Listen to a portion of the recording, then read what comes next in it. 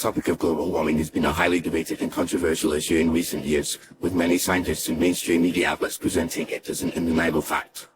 However, there are those who claim that these same scientists and media outlets are lying to us about the reality of global warming.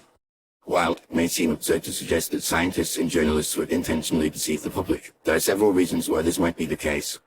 One reason is the desire for funding and research grants. Scientists and researchers rely heavily on government and private funding to conduct their studies and experiments.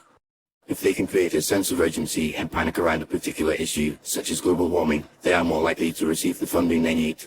This can lead to a biased presentation of data and exaggeration of the supposed consequences of global warming. For example, a researcher who claims that global warming will cause sea levels to rise by 10 feet in the next 50 years is more likely to receive funding for their research than one who presents a more moderate view. Another reason is the influence of politics and ideology. Many scientists and journalists have a strong liberal or progressive bias, and they see global warming as a way to promote their agenda and push for more government regulation and control. They may selectively present data and ignore contradictory evidence in order to support their preconceived notions.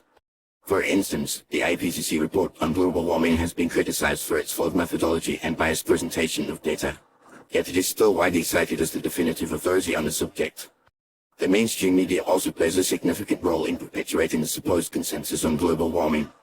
Many journalists and news outlets are more interested in sensationalism and clickbait headlines than in presenting a balanced and accurate view of the issue. They may selectively report on extreme weather events, such as hurricanes and heatwaves, and attribute them to global warming without providing any context or evidence. This creates a false narrative that global warming is a more immediate and pressing issue than it actually is. Furthermore, there are also economic interests at play. Companies and industries that stand to benefit from the transition to renewable energy and the adoption of green technologies have a vested interest in promoting the idea of global warming. They may fund research and lobby for policies that support their interests, while discrediting any opposing views as denialist or anti-science. This can lead to a situation where the scientific debate is skewed and biased towards a particular agenda. Additionally, some scientists may be lying about global warming due to fear of retribution or loss of reputation. The scientific community can be highly dogmatic and intolerant of dissenting views, and scientists who question the consensus on global warming may face ridicule, ostracism, or even lose their jobs. This can create a culture of fear and self-censorship, where scientists are reluctant to speak out against the prevailing narrative.